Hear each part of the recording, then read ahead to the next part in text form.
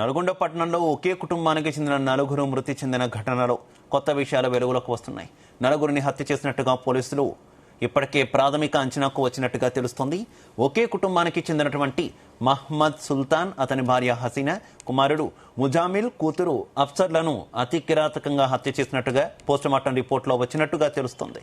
ఈ హత్యలు ఎవరు చేశారనే కోణంలో పోలీసులు 6 ప్రత్యేక బృందాలతో దర్యాప్తు కొనసాగిస్తున్నారు. సాంకేతిక పరిజ్ఞానంతో దర్యాప్తును ముమ్మరం చేశారు. పోలీసులకు సవాల్గా మారిన ఈ కేసుకు సంబంధించిన మరింత సమాచారం మా ప్రతినిధి జానయ్య అందిస్తారు.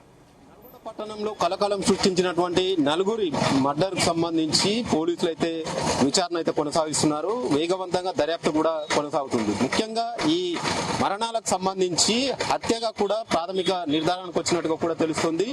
నలుగురిని ఏదైతే ఒకే కుటుంబానికి సంబంధించినటువంటి మహమ్మద్ సుల్తాన్ కావచ్చు, ఇటు అతని భార్య హసీనా, అలాగే అతని కుమారుడు ముజామిల్, అలాగే కూతురు అఫ్సర్ కూడా తీవ్ర స్థాయిలో వారిని అతి కిరాతకంగా కూడా హత్య చేసినట్టుగా కూడా పోస్ట్ మార్టం రిపోర్ట్ లో వచ్చినట్టుగా కూడా తెలుస్తుంది.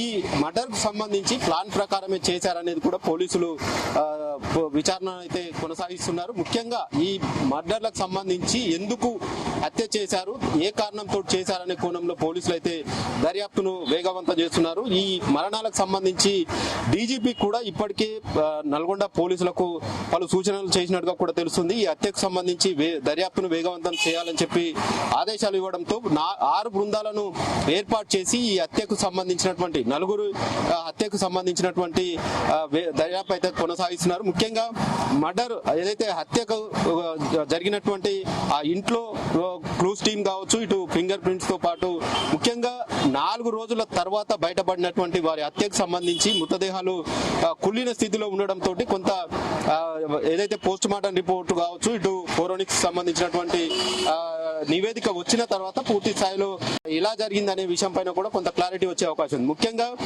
ఈ పోస్ట్ మార్టం రిపోర్ట్ ద్వారా మాత్రం ఇప్పటికే ఏదైతే ఇటు సుల్తాన్ కావచ్చు, ఏదైతే ఇటు హసీనా, వీరికి సంబంధించి మర్డర్ చేసినట్టుగా కూడా తెలుస్తుంది. ముఖ్యంగా ముజామిల్ అనే ఏదైతే ఆ యువకుని 20 సంవత్సరాల యువకుని మాత్రం గొంతు కోసినట్టుగా కూడా ఆనవాళ్లు పోలీసులు గుర్తించినట్టుగా కూడా తెలుస్తుంది. ఇటు అఫ్సర్ ఏదైతే 7వ తరగతి చదువుతున్నటువంటి అఫ్సర్ అనే ఆ బాలికను మాత్రం విచక్షణ రహితంగా కూడా గోడకు ఈడ్చుకు వెళ్లి గోడకు కొట్టినట్టుగా కూడా పోలీసులు గుర్తించినట్టుగా కూడా తెలుస్తుంది. అటు హసీనాకు సంబంధించి ఆమె ఒంటి పైన 7 కత్తిపోట్లు ఉన్నట్టుగా కూడా ఇప్పటికే గుర్తించినట్టుగా కూడా తెలుస్తుంది. పోస్ట్ మార్టం రిపోర్ట్ లో ఈ విషయాలన్నీ కూడా కొంత ప్రాథమికంగా నిర్ధారణకు రావడంతో పోలీసులు ఇది హత్యేనని మాత్రం తేల్చినట్టుగా కూడా తెలుస్తుంది. ఈ హత్యకు సంబంధించి ఎవరు చేశారు, పాత కక్షల, లేదంటే కుటుంబ కలహాల, లేదంటే దొంగతనానికి వచ్చినటువంటి వారు చేసిన కిరాతకం అనే విషయంలో కూడా అన్ని కోణాల్లో పోలీసులు అయితే దర్యాప్తు చేస్తున్నప్పటికీ ఇది మాత్రం పోలీసులకు సవాల్గా మారిందని చెప్పవచ్చు. ఎందుకంటే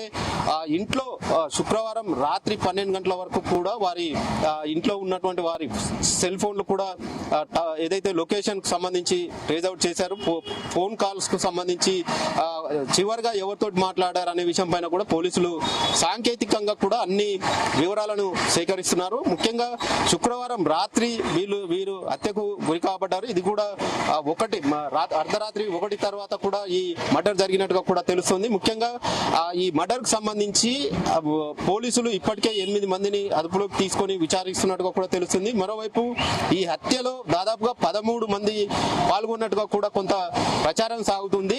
ఆటోలో 2 బైకుల్లో వీరంతా కూడా ఏదైతే హత్య కాబడ్డటువంటి తెలంగాణ కాలనీకి సంబంధించి ఏదైతే ఇంటికి సంబంధించినటువంటి హసీనాకు ఇంటికి సంబంధించినటువంటి సమీపంలో ఒక కొత్త బిల్డింగ్ కన్స్ట్రక్షన్ జరుగుతుంది. అక్కడ కొద్దిసేపు వేచిన తర్వాత అక్కడ నుంచి ఎవరైతే వారు ముందస్తుగా ప్లాన్ చేసుకున్నారో హత్య చేయాలని అక్కడికి వెళ్ళడం, అక్కడ 7 లోపలికి వెళ్ళినట్టుగా కూడా తెలుస్తుంది. మరో 3 బయట ఒక చోట కాపలా, మరో 2 కూడా మరో చోట కాపలా ఉండి లోపల ఈ హత్య అంతా జరిగిన తర్వాత కూడా హత్య అంతా చేసిన తర్వాత బయట నుంచి గేట్ కు తాళం వేసుకొని తీసుకొని వెళ్ళినట్లుగా కూడా తెలుస్తుంది. ముఖ్యంగా ఈ హత్యకు సంబంధించి చుట్టుపక్కల నిఘాకు సంబంధించి కానీ సీసీ కెమెరాలు ఉన్నప్పటికీ అక్కడ సాంకేతికంగా ఆ కెమెరాలకు సంబంధించి కూడా ఇప్పటికీ కూడా ఎలాంటి ఆధారాలు లభ్యం కాకపోవడం పట్ల కూడా కొంత పోలీసులు అయితే సవాల్గా మారిందని చెప్పవచ్చు. ఈ కేసుని నలుగురి ఒకే కుటుంబానికి సంబంధించినటువంటి నలుగురిని హత్య చేసినటువంటి వ్యక్తులు ఎవరనే దానిపైన కూడా పూర్తి స్థాయిలో ఎంక్వైరీ చేస్తున్నారు. ముఖ్యంగా ముజామిల్ కు సంబంధించినటువంటి లవ్ అఫైర్ కూడా ఇందులో ఒక భాగమై ఉండొచ్చు అనే కోణంలో కూడా పోలీసులు అయితే దర్యాప్తు చేస్తున్నారు. ఇటు హసీనాకు సంబంధించి సుల్తాన్ అనే వ్యక్తి మూడో భర్త కావడం పట్ల కూడా ఆమెకు మొదట జరిగినటువంటి రెండో భర్తకు సంబంధించినటువంటి వారిని కూడా పోలీసులు విచారిస్తున్నట్టుగా కూడా తెలుస్తుంది. మరోవైపు ఆర్థిక లావాదేవీలకు సంబంధించి కూడా ఎలాంటి ఇబ్బందులు ఉన్నాయనే విషయం పైన కూడా పూర్తి స్థాయిలో ఎంక్వైరీ చేస్తున్నట్టుగా కూడా తెలుస్తుంది. మొత్తానికి ఏదైతే ఈ నలుగురి మరణాలకు సంబంధించి హత్య అనేది మాత్రం ప్రాథమిక నిర్ధారణకు రావడంతో ఆ కోణంలోనే పోలీసులు అయితే దర్యాప్తును వేగవంతం చేసినట్టుగా తెలుస్తోంది. ముఖ్యంగా ఏదైతే ఈ నలుగురి మరణాలకు సంబంధించి ఇటు సుల్తాన్ అనే వ్యక్తి మాత్రం లెదర్ షాప్ లో పనిచేస్తున్నారు, హసీనా టీచర్ గా పనిచేస్తుంది, ముజామిల్ ఏసీ రిపేర్లు చేస్తున్నారు, ఇటు అఫ్సర్ అనే అమ్మాయి కూడా చదువుకుంటుంది. కాబట్టి ఈ నలుగురికి సంబంధించినటువంటి హత్య ఎవరు చేశారనే కోణంలో మాత్రం పూర్తి స్థాయిలో దర్యాప్తు చేస్తున్న క్రమంలో కొన్ని అయితే విషయాలు బయటకు వస్తున్న నేపథ్యంలో ఆ వే ప్రకారంగా కూడా పోలీసులు అయితే దర్యాప్తును కొనసాగిస్తున్నారు. ముఖ్యంగా సాంకేతికంగా నల్గొండ పట్టణంలో ఉన్నటువంటి సాగర్ రోడ్ లో ఉన్నటువంటి సీసీ కెమెరాల ఫుటేజ్ కావచ్చు, సెల్ టవర్ లొకేషన్లకు సంబంధించి కూడా కొంత ఆధారాలు సేకరిస్తున్నట్టుగా కూడా తెలుస్తుంది. ఈ కేసుకు సంబంధించి త్వరలోనే ఎవరైతే హత్య చేశారో వారిని పట్టుకుంటామంటూ కూడా పోలీసులు చెప్తున్నప్పటికీ కూడా ఎవరు చేశారనే దానిపైన మాత్రం ఇంకా ఉత్కంఠ అయితే కొనసాగుతుంది. ఇది ఏదైతే నల్గొండ పట్టణం కలకలం సృష్టించినటువంటి నలుగురి హత్యకు సంబంధించి కెమెరామెన్ వీరలాల్తో జానయ్య, జీ తెలుగు న్యూస్, నల్గొండ.